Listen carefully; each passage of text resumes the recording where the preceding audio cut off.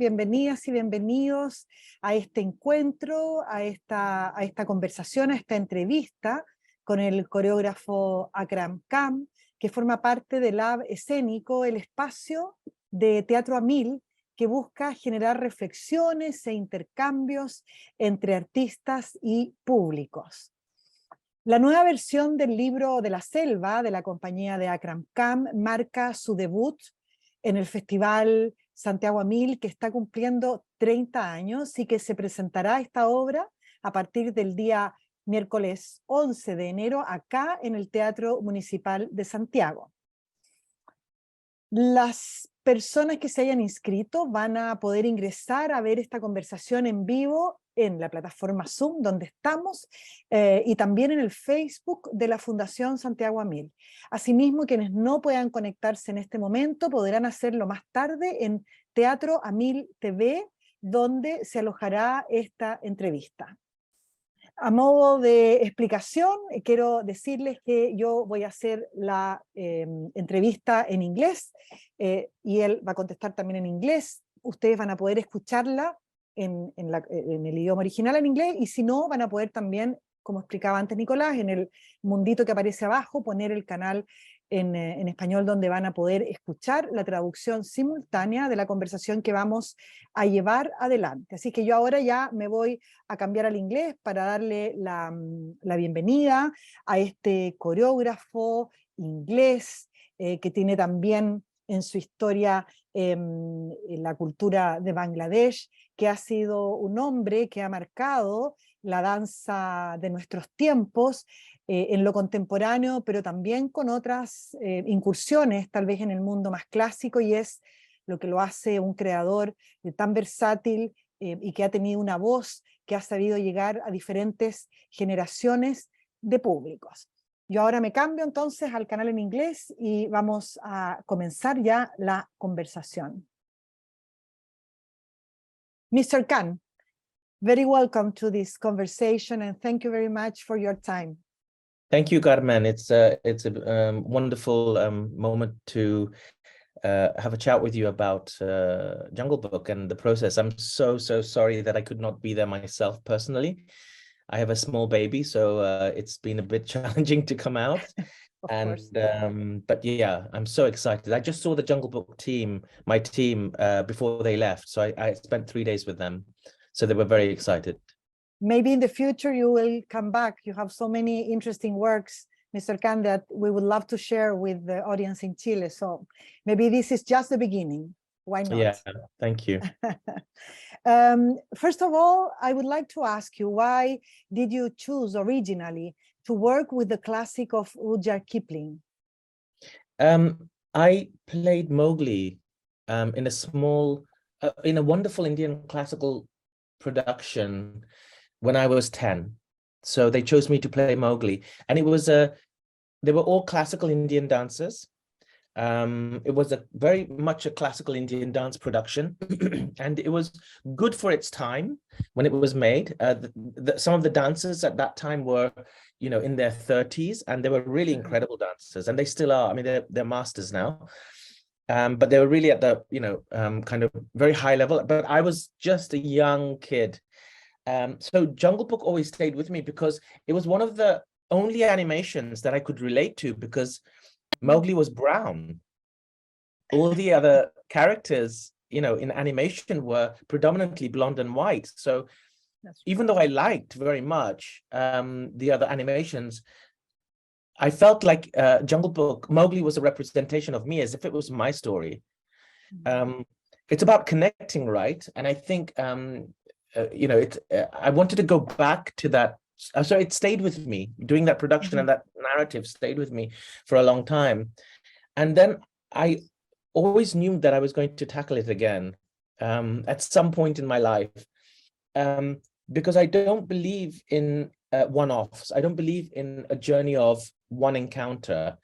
I feel everything happens in a cyclical way. We think very linear, but I think life also is, life is more fragmented than linear, but also it's circular. So I feel like, you know, there's many times where things repeat itself. We repeat all the time. You know, we wake up in the morning, we use a particular toothbrush, we have a particular coffee that we drink. So everything is ritualistic. Ritualistic means cyclical for me. It's a thing that you do every day. And so in a sense, I always knew that I would relook at Jungle Book. So it was the right moment for me, because my daughter, I have 3 children, and my eldest daughter, who's 9, said to me, Papa, why don't you do something for me?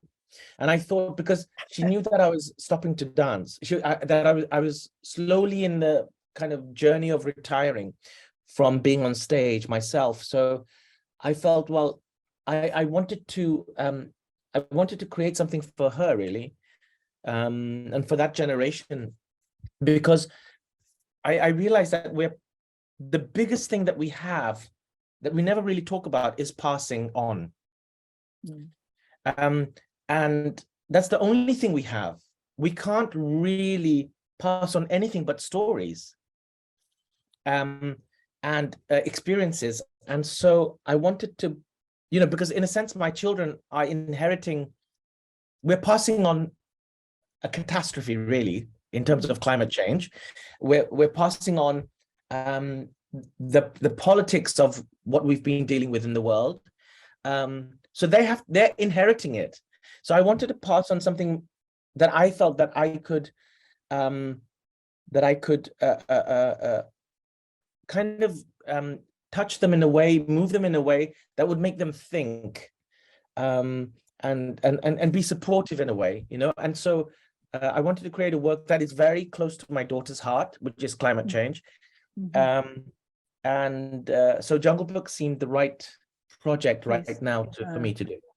I can feel, or I think maybe, that as one of the most important living choreographers in the world, you feel like a responsibility, or I don't want to say a mission, but in order to, because you have a voice, you can do something on stage with your works, with the everything you create, in order to put on the spot the big issues right now in the world, as you name it, the climate change, and also the migration. So do you feel a responsibility as one of the most important artists of the dance right now?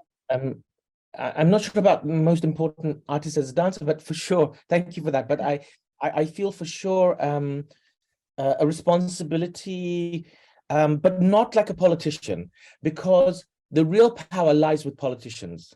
That's the problem. That's the biggest issue that we have. But it doesn't mean, I mean, so what I'm trying to say is, I don't want people to think that I can make change the way politicians can. I can't change policies, but I can move people's heart. I can try to move people's heart. And the things I remember that are passed down, that I've experienced in life, I always remember the things that touch my heart. I never remember the things that are clever or intellectual or in what moves you. Yeah, it's really strange. The things that really hit me deep will always stay with me, and it's also something I cannot describe, which means it's hit me very deep. When I can describe my experience of what I've experienced, I never feel I always forget what that experience was, because it was never deep. But when something hits me deep, I can't put it into words. And so I feel a deep sense of responsibility to affect people, to move people. But, you know, it's only when you deeply connect with people do you deserve to affect the way they may see the world. Of course, you know? That is permanent. Yes, yes, of course.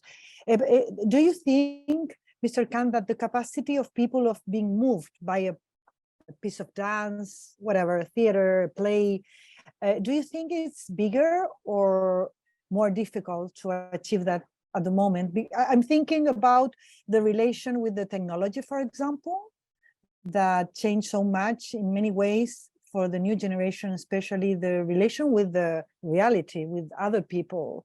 We are contemporary. So do you think it's more difficult today to move people in the way you want to do it? It's difficult to not move people. It's not difficult to move people. It's difficult to get their attention in order to move people. Because we operate our attention span has got shorter and shorter. Yes. This generation's children attention span is, we have this thing called TikTok, for example, Sí. or YouTube, and things move. People become successful on just a 6-second video, and so for me, we're manipulating time and we're bypassing process. And I think it's okay to do that if we are clear that it is technology and that it does not dictate us, how we think and how we feel. But the problem is it's taken over. So, I think a big problem is we're in a myth gap. So the old myths haven't died yet, and the new myths haven't been born yet.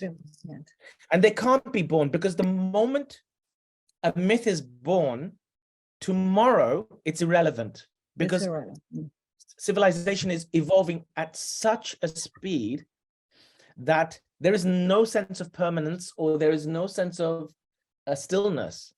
And still, thank God, it takes 9 months to give birth. Still, right? But that's going to change. That will change, because if our civilization continues in this way and it survives, let's say, then it will change the speed of creation. But I think what you do is, if you bypass process, you're bypassing labor, you're bypassing effort, you're bypassing hard work, and you're bypassing the ritual of doing the same thing again and again and again and again to practice. And when you bypass all of that, you don't feel the value. You don't really truly experience the value of something. And that's why I think the last ritual that we still have alive today, I thought it was going to end with COVID, but I feel it's still there. We're still holding on, is the ritual of coming to a theater, to congregate together. The moment you buy a ticket, you are literally signing a contract psychologically to say, I'm going to turn my phone off from YouTube, from the internet for 1 hour or 2 hours, and I'm going to give you my attention. That do you ritual, think it the last one. Yeah. Do you think it will change, that ritual too? Yes. How do you see the future of this congregation around a piece of art, about a piece of dance? I think it's changing for sure. I think it's changing. I think I don't really. I can't see the future. So it's very difficult to know. I can only hope that that we still go. In a way, we will still congregate. It doesn't matter. We are not a species that are used to being alone.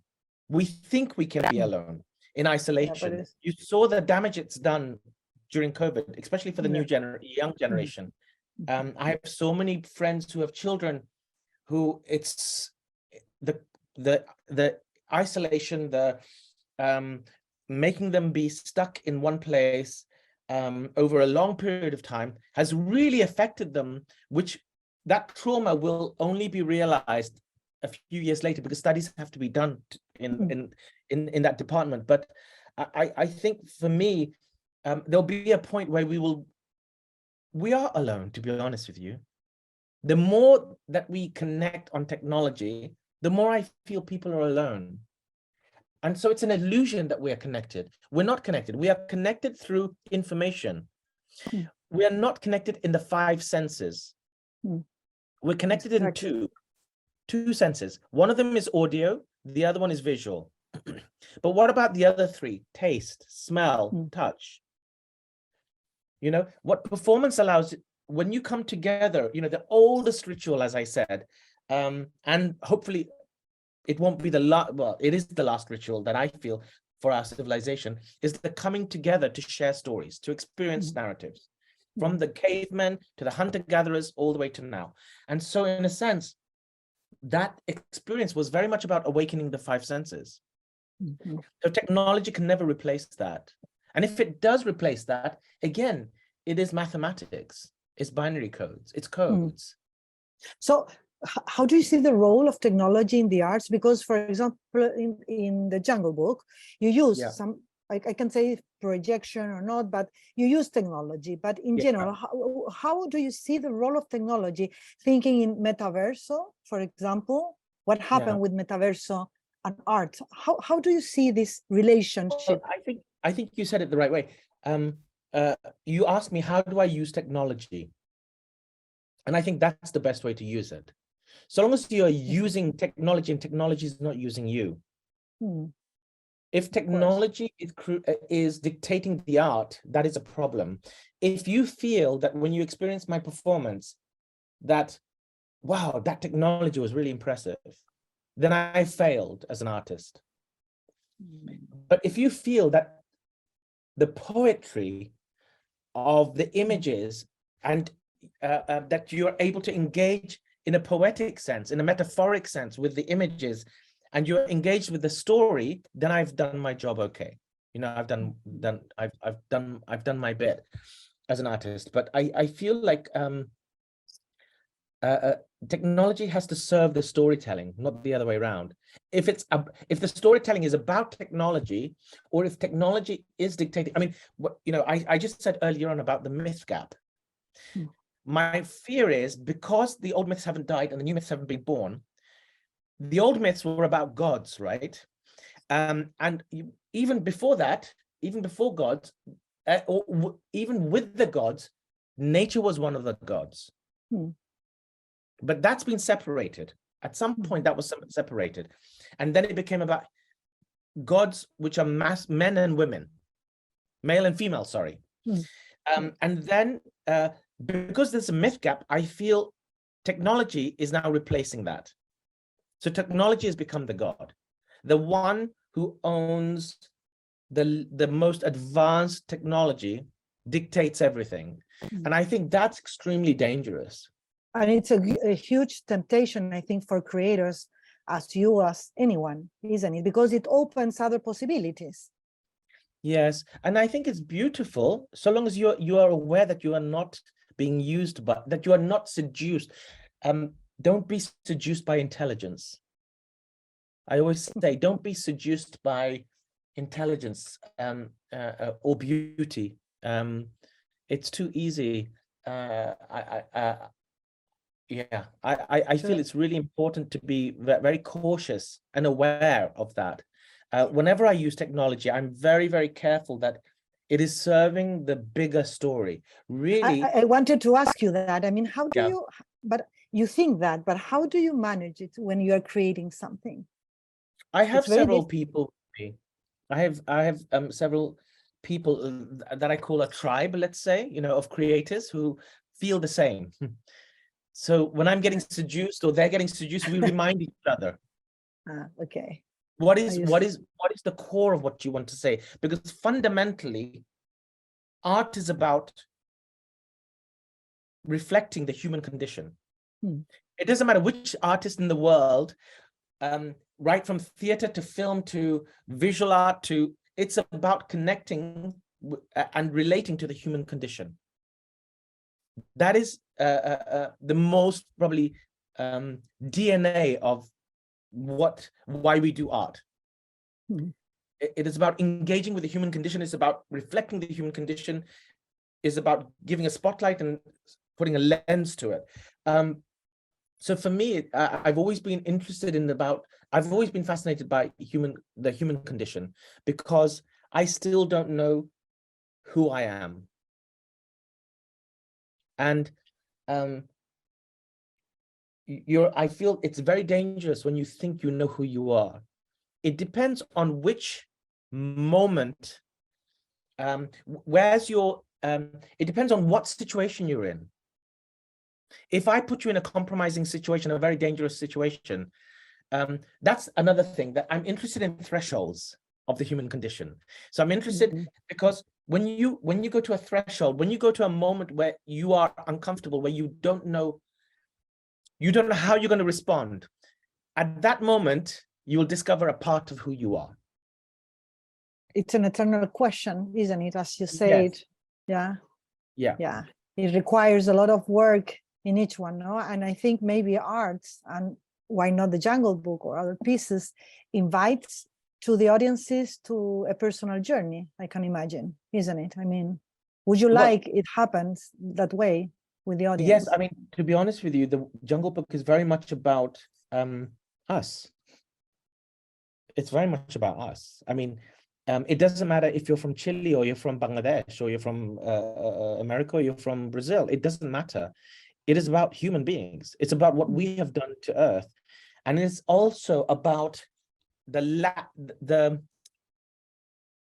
sadness that I feel of that we have lost the art of listening. You know, listen is L-I-S-T-E-N. That's how you spell it. But if you change the words, the letters around, it's also silent.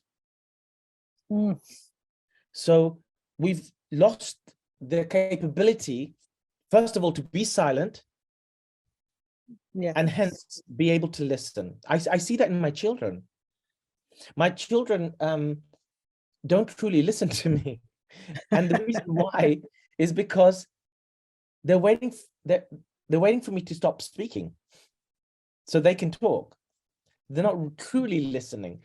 And I feel in the old myths, in the old tradition, there was this space between, let's say, God or something and you, the intangible and you. And that space that was intangible was for you to listen. It gave you space to listen to the silence of it. You go to a church, you go to a mosque, the silence is the most phenomenal thing. You go to a temple or you go to a synagogue. It's the silence that I find incredible in that space. So to listen to silence is an important part of you know, I love the moment before the show begins when the lights go down. And the silence of 1,000 people. It's very powerful. It's so loud. It's so loud. Silence can be so loud. If you have 1,000 people going silent. Do you try to create silence in your works? No, Is it possible? I try to give space to silence. I can't create it, but I try to give space for sure. I try to create conditions that may provoke silence. They may allow silence. For me, silence is how an audience receives it. The success of it is not when they clap immediately. When there is that moment. Yes. See. When the performance finishes and they don't know, they're so in the piece that they haven't quite switched out. See, I never thought it that way, but you're right. Sometimes it's finished and nothing happened, and it's true, it's still there, no?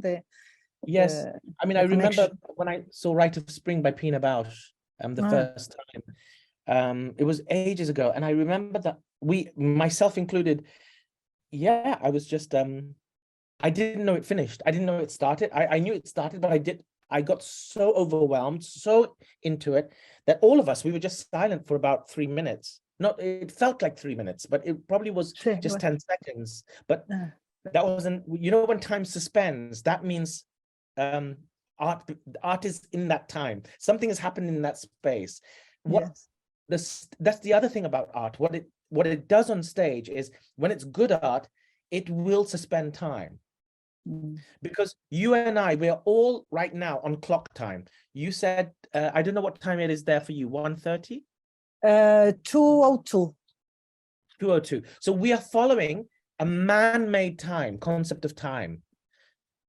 You know, the second, for example, or the minute or the second, it's not real. It's man-made. So who decided the second? I mean, you know, it's so arbitrary. And so in a sense, it's more westernized time, kind of clock time. It's industrial time. It's money-making time. It's an artificial time. And what art allows us to do, what stage allows us to experience, is just for a moment, just for an hour or two, it suspends time, so it almost feels or connects with nature time. which is life and death time, which is cyclical time, which is I would say Eastern time, not Western time, Eastern time, which is spiritual time, which is sacred time. So time exists. Some people said that time doesn't exist. Yeah, I mean, it depends, yeah, how you experience, how you want to see it. But for me, you know, when you feel like you lose, like it's like when you have children, you're playing with your children and suddenly they grow up. And you feel like it was only 10 minutes. Yeah. Actually, 10 years went by. Absolutely. And that's because there is an emotional and psychological and profound engagement of creativity and exchange that is happening with that child, with you. And that's what the stage allows.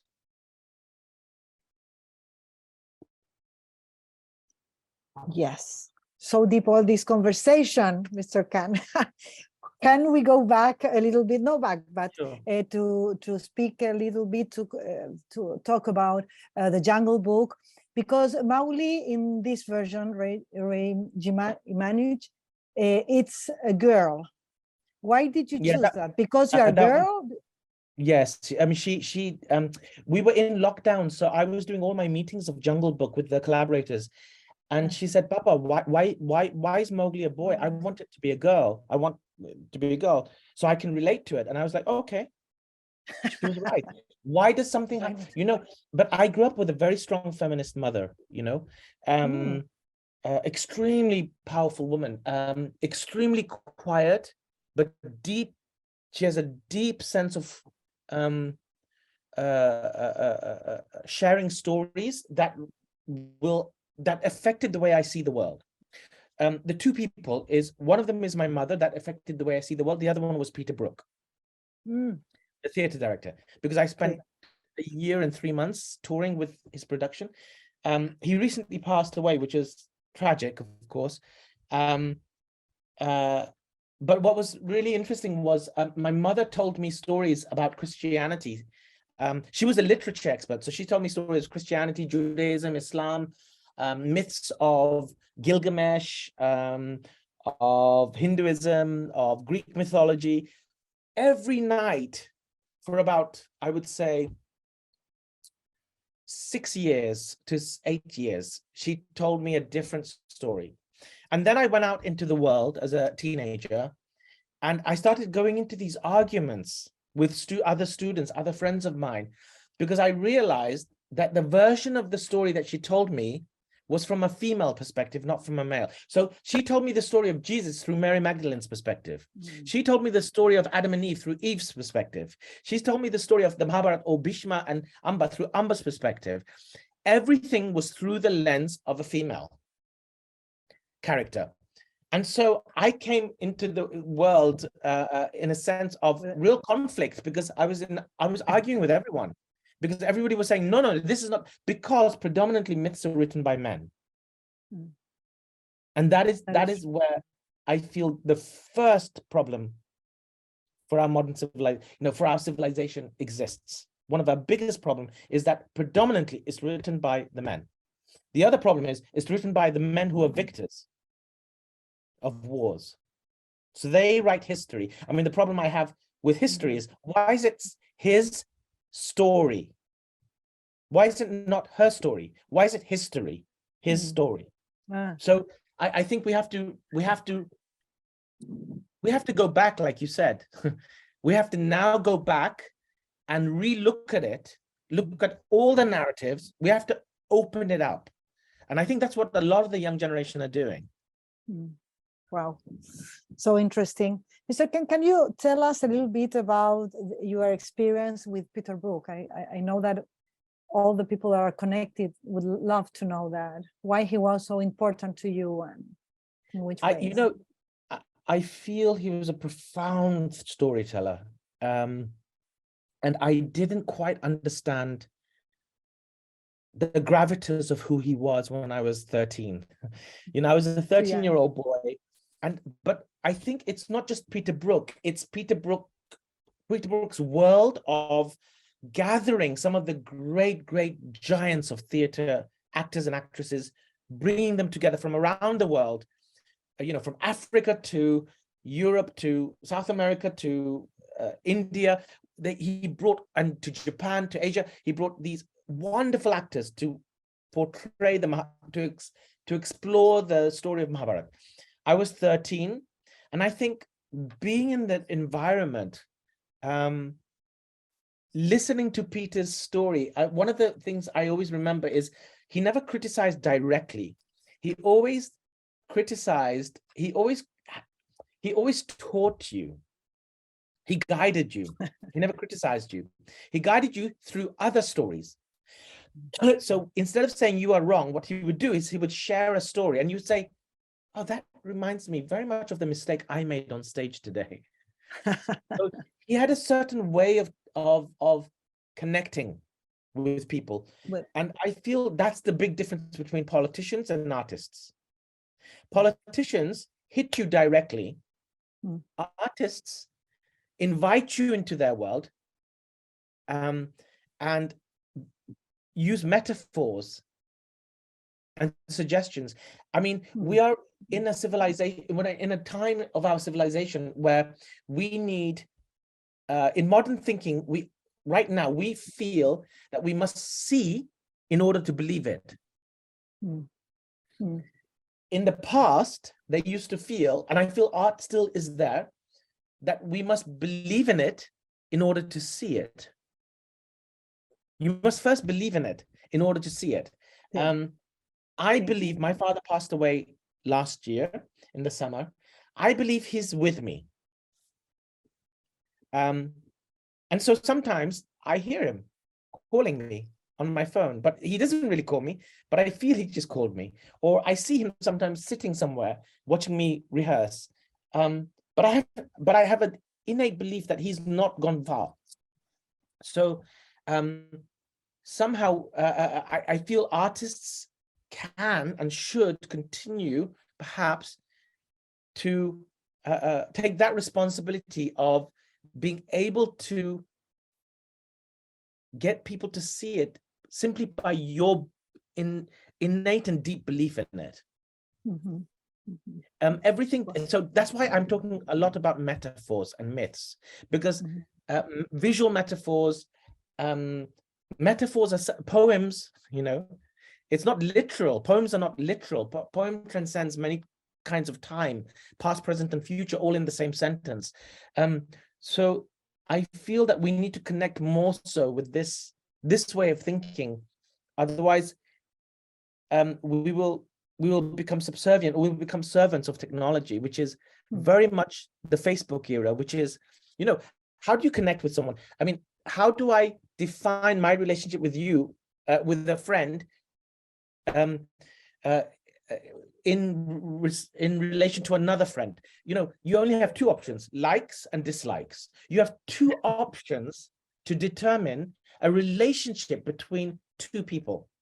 And if it's only two things, because it's made it simple, and that's why it's so big. That's why social media is so big, because it simplifies it for you. But by simplifying it, you are moving away again from the human condition, because human condition is extremely complex. Why do we? Yes. Why do I feel like we want to deal with? I feel like at some point we're going to start to want robots, because robots are easier to. They'll just say yes and no. See, you're right. It's easier to deal with robots than to deal with your parents. That's true. But if you do, you will lose everything of what it means to be human. Of course. Can we talk a little bit more about the Jungle Book? I would like to know if you can share with us the story of this work. How did you work with your collaborators for this work? And I'm wondering about the script that you work. I mean, how it happened. Yeah, I had a very kind of a clear idea that I wanted to work with a script, because usually I work with a narrative, a myth. And I said, no, I really felt I wanted to work with a script that was, and so I have a dear friend of mine who's an actor writer, and I invited him to write it, and he's made a wonderful rendition, a version of Jungle Book, which is Tariq Jordan, and he made a wonderful version for us, and you know, working with all the collaborators, Mariam Boetha, who's the visual scenographer, composer Jocelyn Pook, my lovely dramaturg, and just my collaborative team, Maven Koo, etc. You know, the whole team, Michael Hulse, the lighting designer. I've only named a few of them, but collectively, one of the things that I was very clear was I wanted to treat the script like a score. Okay. So when I was a child, I used to lip sync a lot. Hindi films, you know. So what we would do, my mother and I would play this game where we've seen the same film. It was called Sholay. It's like a spaghetti western, but it's a spaghetti Indian, let's say. Yeah. I mean, it's a Bollywood film, but very famous in those times. And I was like a child, I think about 7 or 8, and my mother and I knew the film. We knew every single line. We knew when the music came in. So we would turn the volume off, and then I would do the voiceover for one of the characters in English, and she would do the voiceover. And somehow we would, every time Sholay would come on, we changed the narrative. But the film is still the same, the visuals are still the same, but like, you know, I would say, what's for dinner? But maybe what they're saying is, where is your gun? You know, and so I love this idea of body syncing, lip syncing. And so I wanted to explore that. And so with Tariq's script, what we did was we invited actors to do the voiceover. So they became the instruments. So, you know, one voice like Balu, I said, you know, you've got to be melodious and playful and choose an instrument. So you're not delivering the lines necessarily as an actor, but as a musician. So we went through a whole methodology or process of getting actors to do the voices in a particular musical way. And then so I don't call my work, I don't call this piece a musical. I would call it a dancical. Yeah, rather than a musical. It's not a musical because nobody's singing in this piece, but it's a dancical because they're dancing in this piece. So it's still storytelling. Yeah, I would say it's my first dancical I've ever made, if you can even call it that. But we needed also, I've always been fascinated by animation, so I wanted to bring animation in. So Yeast Culture, Nick Hillel was someone I had worked with in the past for one of my solos called Desh, and so we invited him and an entire team of Adam Smith, who's this one, is this wonderful animator also, and storyteller, and Naman Nazari, and there were many animators who came to make this particular animation for this work. So what is interesting is that those animations, I think, have a relation with what is going on stage. That very interesting. It's like emotional. The monkeys making like this or clapping. I mean, there is a relation, not only animations. No, absolutely. It was the whether it's scenography, object, or animation, they are the other dancers. I treat them like dancers. So they're the other bodies. So we are communicating with them constantly. It's not that they are separate. In any of the genres I use, they are equal to the dancing body. So I don't dance to the music. I dance in conversation with the music. And the same thing with the animation. We wanted to feel that it's not a moment that everything dance stops and then you see the animation. Exactly. Yeah. Now, that's so interesting. And do we find Katak in the choreography? A reminiscence, maybe something, or nothing at all, and you create a new language in a way, or how did you work with the dance? I think no, I invited the dancers to generate a lot of the material. They're the authors of the material for sure. But Kathak is in everything I do. Katha means to tell a story, really. Kathaka is a storyteller. It's the way I see the work that is Kathak, because it's so rhythmical. It's so rhythmical, the work that I do. And yet it's telling a story, you know, it's not rhythm for the sake of rhythm, and it's not storytelling for the sake of story. They're interconnected. And that describes Kathak, but then again, that describes flamenco too. So you know, it's just, yeah, Kathak is in everything I do. It's not pure Kathak, whatever you would imagine pure to be, but you know, we use gestures, mudras, and you know, the hands become very much involved in the work. I've taken a lot from Kathak in the work, but it's not like somebody you would go, that's Kathak. See, you know, exactly. It's involved in many ways, no? And Mr. Khan, how do you consider this work connect with the audiences? I mean, different ages and... Oh, I love it when I hear a child telling off a parent and saying, no, Papa, no, Mama. That's not what the story is about. Where the parent doesn't understand some bits of the story and the child is explaining to the parent. It's beautiful to hear children in the audience laugh, or them to be in wonderment, or not from my show. I'm just saying generally, when you have children in the audience, it's and you know, with children, you can't if you don't mind me saying, you can't bullshit them. you can't no. They immediately switch off when they know it's not true. When they don't feel a deep connection, they switch off.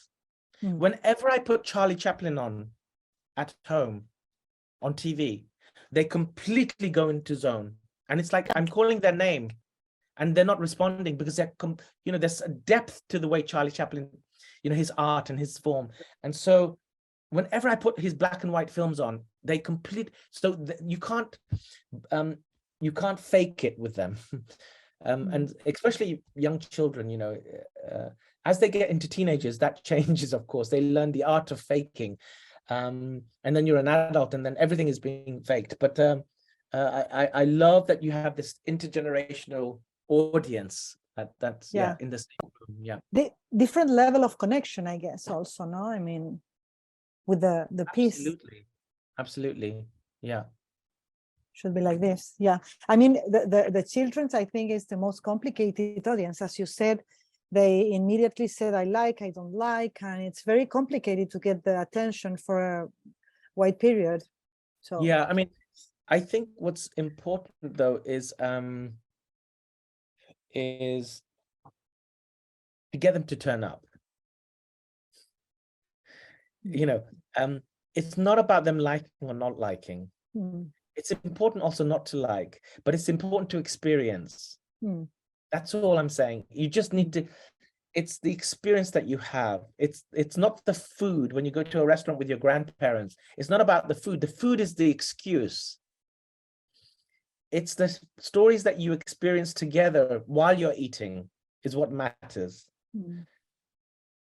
Because the story that I'm saying is not sugar-coated. It's not Disney. Not that I have a problem with Disney, but it's not Disney. But it's also not dark. I do finish with hope, because our children are our hope. We have to believe that they can change what we could, what we did not change, what could not change or did not change. You know, change happens. I always believe change happens for 4 reasons or 4 seasons. One of them is people change when they hurt enough that they have to. That's the first reason. They hurt so much that they have to change. The other reason people change is when they see enough that they're inspired to. The other one is when they learn enough that they want to change. And the fourth one is they change when they receive enough that they are able to change. These are the 4 reasons that people usually change. That's what I believe. That's what I try to create work that will maybe be a possibility for change. When you walk into the theater, to the moment you walk out, that you're slightly different. Exactly. Each time you go, you have a possibility of change. Why not to see it that way?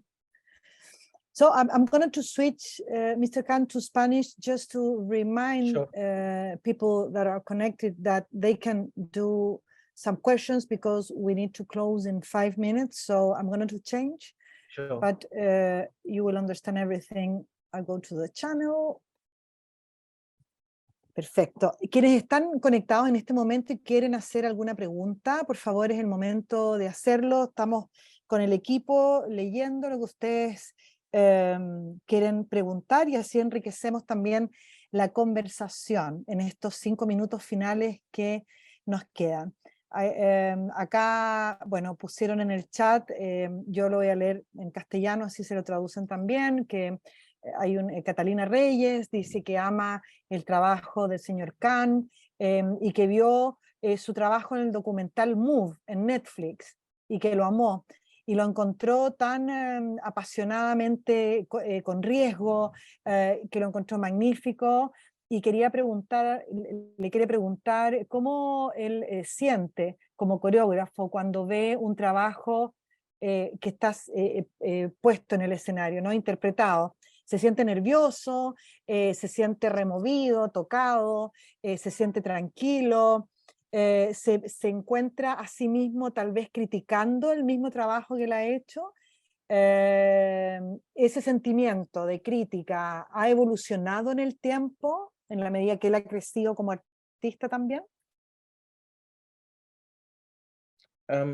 It's a good question. To be honest with you, I never enjoy my own work. I have a huge trauma watching my own work. I see all the problems and I'm very unstable, so I'm, it's very difficult for me to be sat in front of, especially, when sometimes the producer or the presenter wants me to sit right in the middle of the audience, and I find that like terrifying. I find it more terrifying than being on stage. I'm at home when I'm on stage. That is my home. But being in the audience, it's a very foreign experience for me. And I feel I'm, a lamb I'm a sheep with the wolves. And the wolves are surrounding me. But I'm looking at the work and I see all the flaws, I see all the problems. So I never enjoy watching my own work, but I force myself to, because I know that I need to, every time I see it, I have new information to work on, new things to work on, and that makes me feel a little bit better.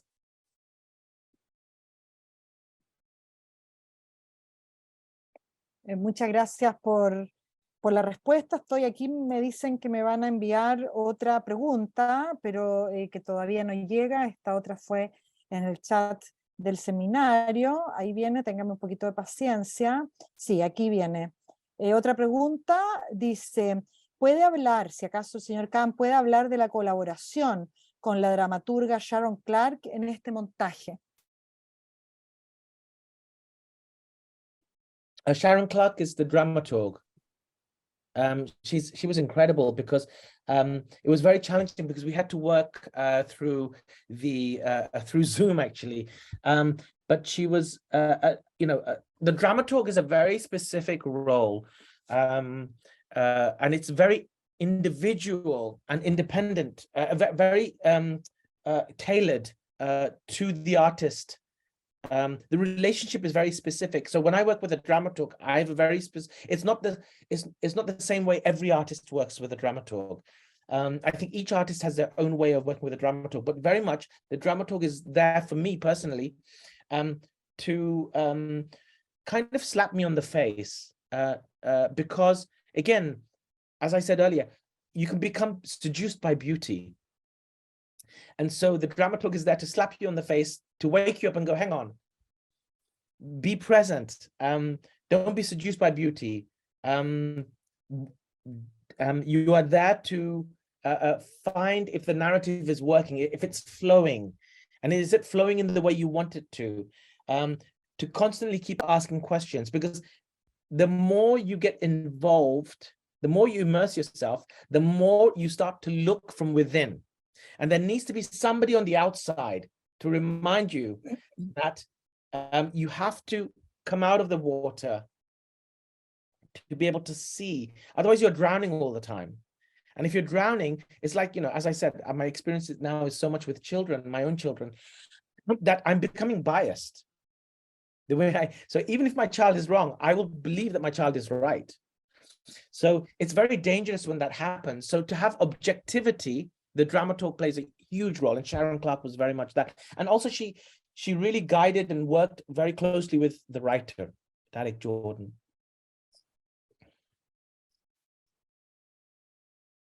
Muchas gracias. Otra pregunta de Néstor Goldsmith dice, ¿cómo sabe usted cuando una obra de danza, cuando una creación suya está terminada y lista para ser presentada en un escenario? It's never ready. It's never ready. It's always I think that's the danger. We have this thing called premiere. And actually my premieres are usually, they're very dangerous, because my premiere is usually half of the way through being ready. And then the audience, I see it with an audience, and I'm like, I experience the work differently, and I see new problems that I never saw before. And so I'm constantly working on the project. So the version that was premiered in Leicester 8 months ago or whatever, I think in April last year, is completely different to the version in Chile. And a year later, it will be completely different. I mean, not completely, but it evolves all the time. And that's the danger, that's the difference, particularly with film. Once you've signed off on the film, you cannot change it once it's released in the cinema or online. That's why I'm so terrified of online, because once you've released it, that's it. If you have a change and think, oh, I would like to make that better, you can't. It's online. And there's something about permanence that's really scary in terms of film art.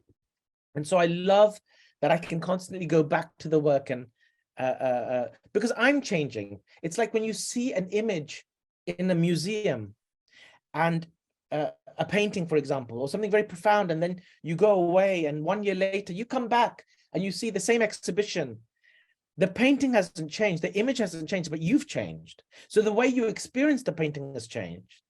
So change is constant. There's two things that are constant: change and death. Those are the two things, not constant. That is a definitive, that is a definite, that we will constantly change and that death will occur at some point. And so for me, that my work is never finished. The moment it's finished, that I feel it's finished, is the death of that piece. Muchas gracias. Otra pregunta interesante que aparece acá de Miriam es, como artista, ¿qué reflexión puede compartir con nosotros respecto de este episodio que hubo en la National Gallery, respecto del cuadro Los girasoles de Van Gogh, donde unos jóvenes le tiraron aceite o algún tipo de elemento, ¿no? No recuerdo bien quién era. Entonces Miriam quiere saber si qué reflexión hizo, y qué reflexión también puede compartir con nosotros respecto de la relación entre artista, naturaleza y sociedad. I think one has to put things into context always, and not shy, and also at the same time not shy away from complex issues and problems. I think it's really, really essential, though, to put things into context, because we take everything out of context. But it doesn't make it right or wrong. I'm just saying that we don't sometimes get a 360 perspective. I mean, in terms of Van Gogh and the time that it was made, and the way we respond to by throwing oil, to stop oil, sorry, you know, the idea of throwing something against the painting, I feel there's many ways of doing it. It's not necessarily the way I would do it, but I'm not saying it's right or wrong, but I do feel that one thing that I am realizing is of this time right now is that sometimes things are taken out of context and we're only interested in the headline. So we're not really interested to understand the full trajectory of how did this occur. For example, I feel Trump is very problematic, Donald Trump. But I cannot say that, oh my God, he is evil and he's terrible. And the reason I cannot say that is because there's a deeper question that needs to be asked. Why was he elected? So if I just, because it's a very Western concept, that's what I want you to understand from my personal, this is a very personal view. It's a Western concept to go, there is good and there is evil. And this good and evil is again, the Facebook concept, social media. Within good, there is evil. Within evil, there is good too. I'm not saying that makes evil right if there's good too. I'm not saying that. But what I'm saying is there are many shades. There are many gray areas and colors that we have to explore and question and open up, debate. So it's the way one does it, the action in response to something, that I'm sometimes curious of. And perhaps there's no other way. Maybe somebody has to be violent. The violence of, the throwing towards Van Gogh's painting, or the response to that, maybe is necessary. I don't know. But what I'm saying is, in Eastern, what I learned from the Eastern way of approaching is that there are many shades, like the human condition. I love my mother. I loved my father when he was alive, but I also hated my father deeply. But within that deep, there was such a complex relationship with my father. And towards the end of his life, I became very, very angry. But after he passed away, I felt within that, there was some beautiful moments. I'm who I am because of him too. Because I experienced not just his abuse, but also his inability to love me. He showed it in other ways that perhaps, like my mother showed me very directly pure love. My father could never show love. And so it's easy for me to call him bad and evil. But I went back after his death and tried to understand the context of the way he grew up. He didn't grow up with parents. He was always sent away. He didn't understand what it is to have a father, really. He had a father, but his father was not the same. So I'm always saying that I'm always trying to slow things down and to understand the context. I think dialogue is important for sure, to question things. It's really, really essential right now. But not to respond to something quickly because I read a headline. And that's what I'm trying to say. I'm saying I'm always very careful to make sure I really get a 360 perspective. Everything. So we could be here talking with you for hours and hours, Mr. Khan. Thank you so much, because this conversation was so honest and so meaningful for all of us. We really expect that the audience can enjoy very much all the meaning and connect with all the meaning of the Jungle Book. And we can have you here, not this time, but maybe next one. So thank you very much for your time, and our best wishes for everything you are doing there. Thank you so much. Pleasure. Thank you, Mr. Khan. Thank you. Bye-bye. A todos quienes se conectaron y nos escucharon, muchísimas gracias. En esta conversación han podido ver la dimensión enorme de este artista, de quien vamos a poder disfrutar el libro de la Selva, reimaginado. El reimaginado me salió bien ahora en español, pero me salió terrible en inglés. Así es que los dejamos a todas y a todos invitados a que vengan, como decía el señor Khan, a conectar con el mensaje que él quiere enviar, con las lecturas, con la reflexión que le está propiciando a propósito del calentamiento global, por supuesto, de la inmigración. Así es que los esperamos acá en el Teatro Municipal de Santiago para celebrar con esta obra también los 30 años del Festival Santiago a 1000. Muchísimas gracias a todas y todos, que tengan un excelente día y nos vemos en todas las actividades del festival. Gracias al equipo de Santiago a 1000. Gracias, chao. Gracias.